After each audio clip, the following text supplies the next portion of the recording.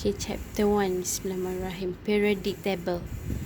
Okay, aim untuk chapter ni to know what is periodic table, what is information is obtained from the table, how can elemental property be predicted based on the periodic table. Sebab daripada periodic table kita boleh study elemen dia apa, gas dia, chemical properties dia. Okay, ni recap balik. In 1869, Medivh and Lenthal-Meyer published nearly identical classification scheme for elements known to date. The periodic table is based on similarity of properties and reactivity. Okay, similar properties benda tu dengan reactivity. Aktif ke tak aktif ke, exhibit by certain element. Later, Henry established that each element has a unique atomic number, which is how the current periodic table is organized. So Henry buat, dia organize, dia realise yang each chemical ada unique atomic number, meaning that electron dia, number of electron. So dia organize based on number of electron dia. Okay, periodic law. When the elements are arranged in order of increasing atomic number, meaning that number 1, 2, 3, 4, there is a periodic pattern in their chemical and physical properties. So based on the number, kita boleh tengok dia punya chemical properties and also dia punya physical properties. Chemical properties will determine dia punya reactivity. Physical properties pula akan determine dia punya elemental properties, macam atas ni. Okay, so ni periodic table. Introduction untuk periodic table. Kita ada horizontal row, panggil period. Ada number 1 sampai 7. So number 1, 2, 3, 4, 5, 6, 7. So got 7 number. Horizontal ni they arrange on the same number of valency shell. So valency shell is number of shell kita lah. So kalau benda tu under period 1, maksud valency shell dia ada 1. Periodic tu dia punya shell ada 2. And goes on lah sampai 7, dia akan ada 7 valency shell. Okay, vertical group lah, we call it family. Usually kita panggil group je, kita tak panggil family. Vertical group of elements share similar properties, number 1 until 18. So ada number 1, 2, 3, 4, 5, 6, 7, 8, 9, 10, 11, 12, 13, 14, 15, 16, 17, 18. Okay, apa important group ni? Sebab dia arrange same number of outer shell electron, the valency electron, and hence similar chemical properties. Maksudnya, okay, kalau group 1 dia kata number of electron same, okay, same number of outer shell electron. So group 1 shell dia ada 1 kan, elektron kat luar sekali ada 1. Okay, kalau dia duduk kat period 2 same number of valency shell kan. Okay, kalau period 2 dalam sekali shell dia of course lah ada 2. Lepas tu pula shell yang valency kat luar tu ada 1 elektron. So dia group 1. Kalau dia punya shell ada 3 sekalipun, dekat luar dia ada 1 elektron, so dia group 1. Kalau dia ada 7 pun, dekat luar sekali ada 1 elektron, so dia group 1 juga. Kalau group 17 tu, so ni atom kita, nukleus dia, lepas tu yang ini tengah-tengah ada 2, dekat luar dia ada 7. Okay, so kalau group 4 sama jugalah. So kat luar ada 4 elektron. Tak kisahlah berapa pun, number of shell dia. Lagi banyak number of shell dia, tapi kalau kat luar sekali ada 4, dia tetap juga group 4. Valency electron is electron valency is electron yang dekat luar sekali lah. Tu maksud valency electron. And then same chemical properties. Same chemical properties maksud dia sebabnya bila dia ada 1 electron, bila kita recap balik, untuk sesuatu chemical, matlamat dia cuma satu, which is nak jadi stable. So dia akan buang ataupun tambah elektron. So kalau yang ini lebih senang untuk dia tambah 1 elektron. So dia akan tambah 1 elektron untuk bagi stabil.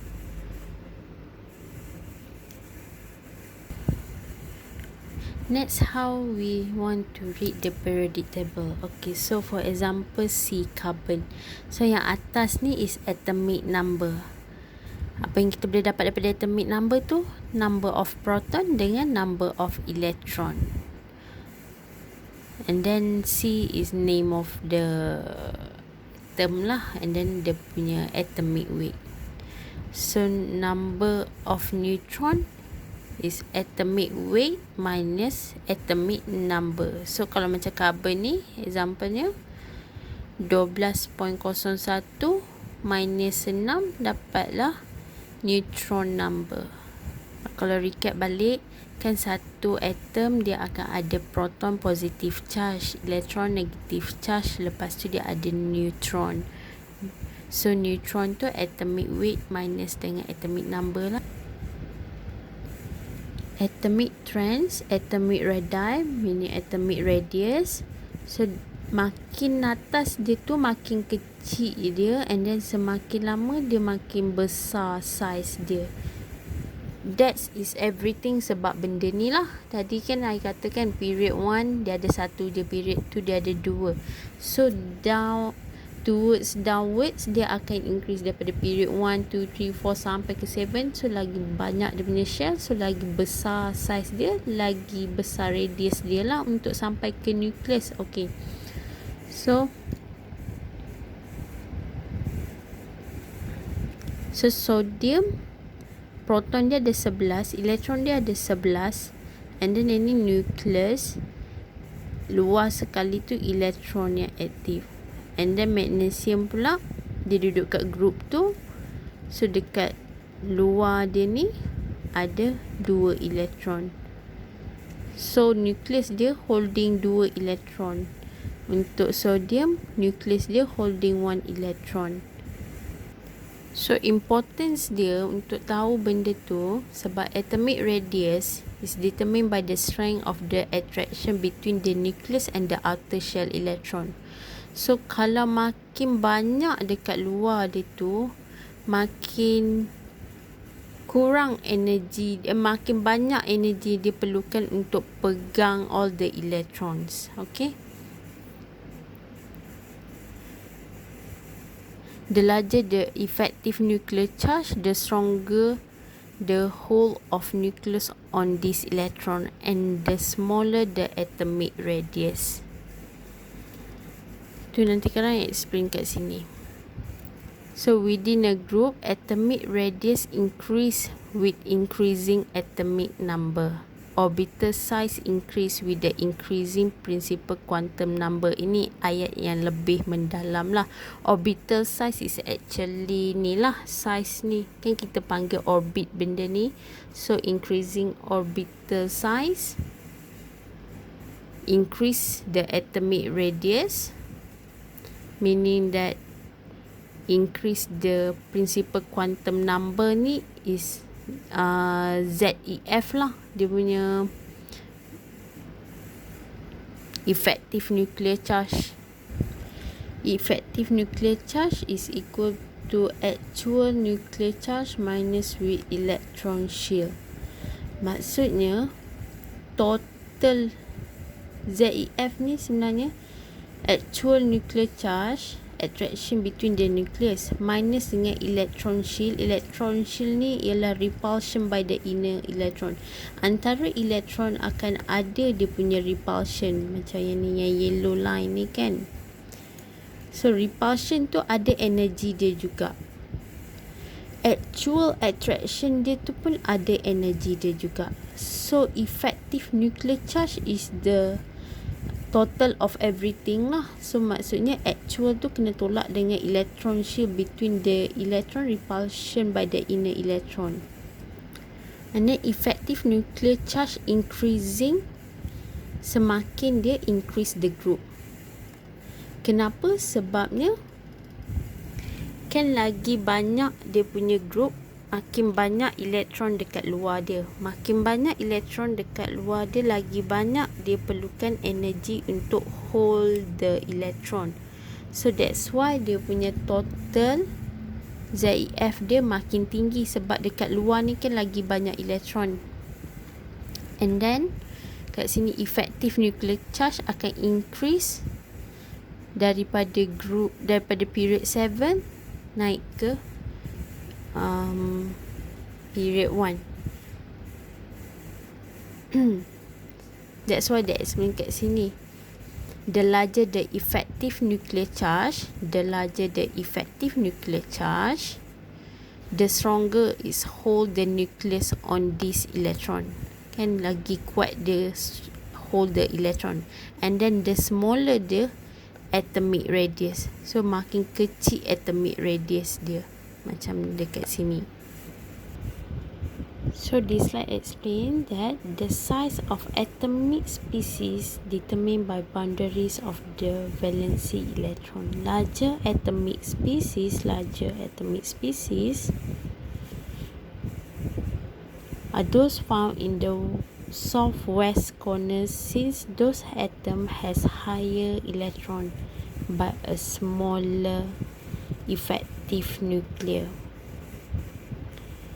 Dekat bawah sekali ni ada 7 shell. Dia ada 1 je elektron. So dia ada 1 je elektron. So dia tak payah nak banyak sangat energi, tapi dia ada 7 shell. So that's why size dia paling besar. Macam ni. Dia explain ini just the opposite lah. So kalau the smaller the effective nuclear charge, just weaker is hold the nuclear on those electron, and the bigger the atomic radius, just the opposite lah. Actually I found something very interesting, nanti I share dekat you.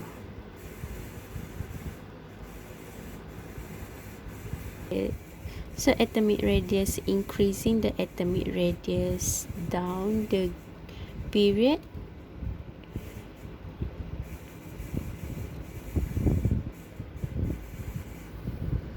Next, ionization energy. Energy required to remove electron from the gaseous atom or ion. So for example, element kat sini sodium. So this is the energy. Tak perlu hafal pun benda ni. In fact benda ni pun tak payah hafal, kena faham je. So daripada periodic table for example sodium duduk dekat period 3 group 1A. So dia ada 1 elektron dekat luar. Bila dia ada 1 elektron dekat luar, dia just nak kena remove 1 je elektron. That's why you can see energy dia rendah je, sebab dia nak remove 1 je elektron. Lepas tu pula dia pegang 3 shell, so 1 je nak buang. Senang je lah. Kalau contoh lithium, lithium pun group 1, energi dia banyak ni, tapi dia kan lagi kecil shell dia, so lagi rapat dengan dia punya nukleus. Bila lagi rapat dengan nukleus, lagi tinggi ZEF dia. So that's why energi dia untuk removekan elektron dia lebih tinggi. Faham tak? The energy required to remove the valency electron from an atomic species larger toward the northeast corner of the periodic table, since this atom holds on their valency electron the tightest. Okay, I hope you understand lah. Okay, tengok energy, fokus dekat energy. Energy dia rendah kat sini, energy kat sini tinggi. Sebab yang ini kalsium ke CS, entahlah. CS dia duduk kat period 6, so dia ada 6 shell. Maksudnya lagi jauh dia dengan nucleus, maksudnya lagi higher energy dia, energy ZEF dia. So untuk dia remove elektron dia, untuk dia lepaskan satu lebih mudah sebab dia dah jauh daripada nukleus dia. So bila nak terlepas tu kan lagi senang. Sama je dengan manusia, bila dah jauh tu macam senang terlepas. So ni apa yang I jumpa. The trend is due to increase in effective nuclear charge, ZEF kan ni, ZEF, from the left to the right. A larger effective nuclear charge means a more tightly held outer electron and hence higher first ionization energy. So first ionization energy, second ionization energy, third ionization energy. Kenapa ada first, second, third ni? Just simply sebab setiap tu akan ada berlainan number of electron kan. Dekat luar dia valency electron. So kalau benda tu ada, for example ada 3 kat outer sekali, ada 3 electron. And then first dia dah kick this out, ni dah remove. And then first ionization energy lah yang tu. Ni second ionization energy, yang ni third ionization energy.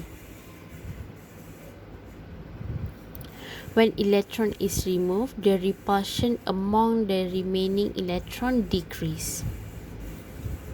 So repulsion between the electron is decreased because the nuclear charge remain constant. More energy is needed to remove another electron. Ionization energy increase across period from the left to the right across the period. Ionization energy decrease going down the group. So going down the group, ionization decrease macam ni. Going down the group, ionization energy decrease. Ionization energy increase across the period from left to right. Betul ke? Okay, so ni ionization increase with the arrow lah. Increase across the period, decrease down the group. Maksud increase lagi atas lah. Electron affinity. Electron affinity is the energy released when electron is added to an atom, most favorable towards the northeast corner of the periodic table, since this atom has a great affinity of electron. Maksudnya dekat sini, item-item yang dekat group macam argon, neutron, kryptonite, xenon ni, helium, dia akan tambah elektron. So dia nak tarik elektron macam tadi. Okay, especially this one, ionization energy ni, dia nak remove the valency electron.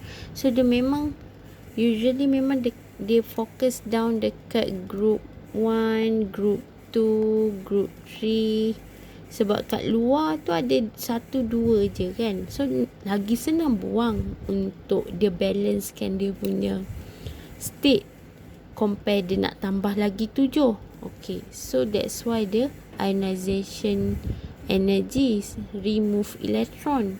Kalau dekat group 18 ke 17 semua ni, dia nak kena tambah elektron lebih mudah untuk dia balance, sebab dia cuma perlukan 1 instead of dia nak buang 7 tu lagi susah. So dia just nak tambah 1. So that's why electron affinity. Faham ke? Contoh paling mudah, chlorine. Chlorine kan selalu kita tengok Cl minus. So dia nak add another one more electron je untuk balancekan dia. Electron affinity, the energy change that occur when electron is added to an isolated atom in their gaseous state, generally negative energy release. So for example, F, I tak ingat benda, F plus 1 electron, sebab F ni group 17, so dia tak cukup. So F ni F lah.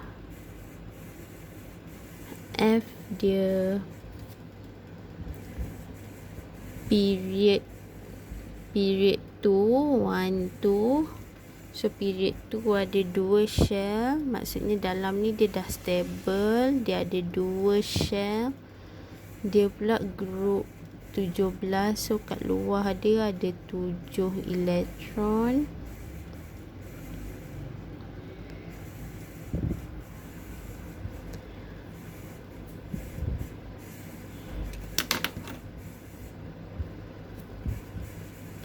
And then dia tambah 1 elektron.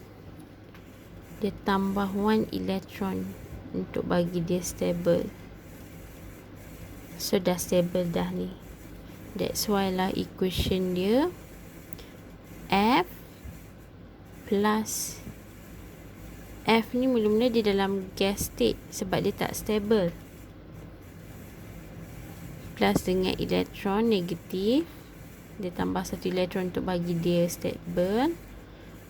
So dia jadi F ion lah.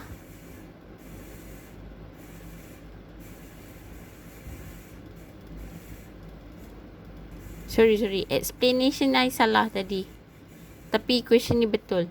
Dia F dalam bentuk atom tambah 1 elektron, barulah dia stable. So maksud ni delta H tu energi dia lah, negatif 328 kilojoule per meter. Kilojoule per mole. The more negative of electron affinity, the greater the tendency of atom to accept the electron, and the more stable the anion that results. So ni anion yang results tu dia lagi stable bila dia more negative. In contrast, an atom that form on unstable anion by addition of electron has a positive value. For example, hydrogen group 1, the negative 72.8 kilojoule per mole energy release. So dia unstable anion lah. And then neon, for example, neon ada ke kat sini? Neon bawah helium. Neon greater than 0, neon does not add an electron and an ion is unstable. Okay, group 18 ni dia dah cukup dah, dia dah stable dah. So dia tak ada apa-apa yang perlu dilakukan pun. Dia tak ada energy release, dia tak ada electron release, dia tak ada energy add, tak ada electron nak add pun. Halogen, F, chlorine, bromide, iodide, larger relative electron affinity because available room in its valency shell for an addition electron. Maksudnya group 17, I terskip itu. Group 17 is halogen kan kita panggil. So halogen ni paling tinggi dia punya electron affinity. Metal pula dia ada near zero electron affinity because of relatively low apa ZEF ni, because of low electron ionization energy. Betul ke?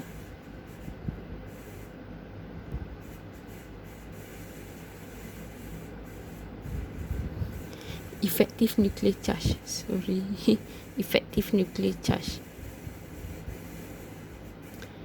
And reluctant accept an electron. Macam saya cakap tadi, metal kan group 1 kan.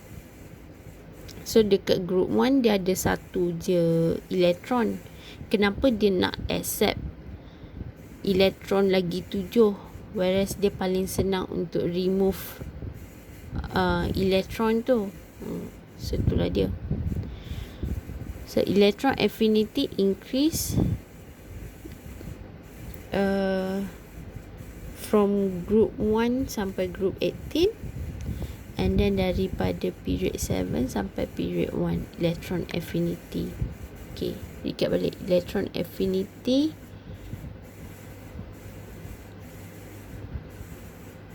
energy release when electron is added to atom. Okay, so ni summary trend tu lah, periodic table periodic. Okay, so point yang kita study hari ni,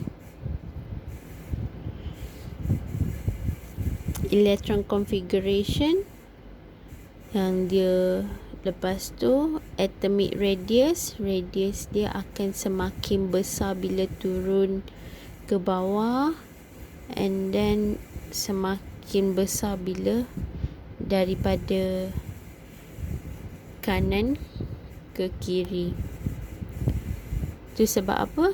Okay, sebab number of nucleus akan semakin besar.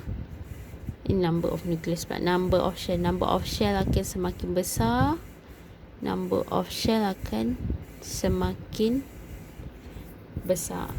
Okay, and then ionization energy larger toward the northeast of the periodic table. Next is electron affinity, energy release. Ni energy.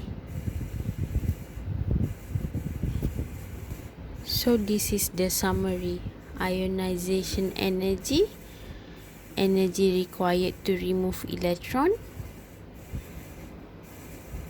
Electron affinity, energy release when electron is added.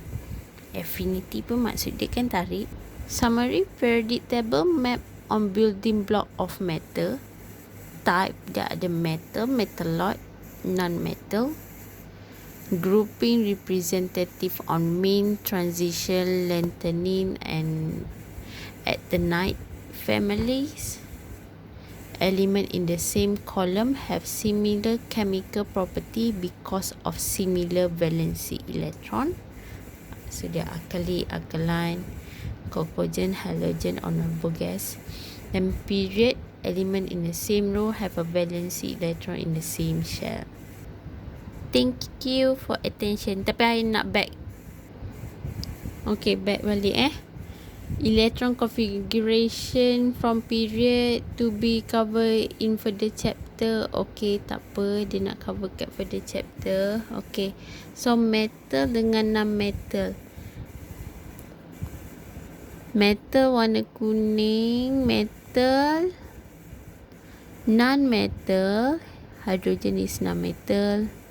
Carbon, nitrogen, oxygen. Ferrum. Okay, chlorine is non-metal. And then metalloid, this is a metalloid.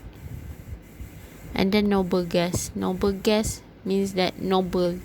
Dia dah tepu dah. Dia dah tak ada buat apa-apa dah. Dia dah very stable. So helium, neon. Sorry with my camera. The element can be divided into three major sections: metal, non-metal, and metalloid. Metal, good conductor of heat and electricity. Kita tahu non-metal poor conduction of heat and electricity. Betul. Macam mana kita nak jadikan chlorine sebagai conductor of heat, kan? So dia poor conductor of heat and electricity. Metalloid has a properties that is intermediate between those metal and non-metal. So this is the grey line lah. There are further group according to the type of the subshell. Representative element group 1A through 7A. Dia ada S block, P block. Noble gas, they call it P block. Transition metal, D block. Lanthanum, F block. And actinate is F block. So F block, F block, and then D block. Transition metal, transitional metal, D block. So okay, group 1 basically semuanya alkali metal.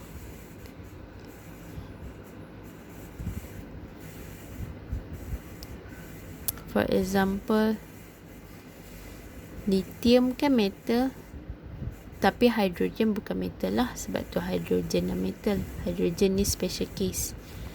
And then B, barium, magnesium, calcium, dia metal tapi dia bersifat alkali. So dia alkaline earth. Transition metal, transitional metal, and then post transitional metal, zinc, hydrogen, Hg, Cd ni I tak tahu benda. Then noble gas. Then group 17 kita panggil halogen. So group-group yang penting kat sini adalah group 1 alkaline metal, kena ingat. Group 2 alkaline earth, kena ingat. Group 3 anti group 11 is transitional metal. Lepas tu ingat je lah group 12 ni post transitional metal. And then ingat noble gas group 70 and halogen group 17, and then noble gas group 18. Tu je lah. That's all. Thank you.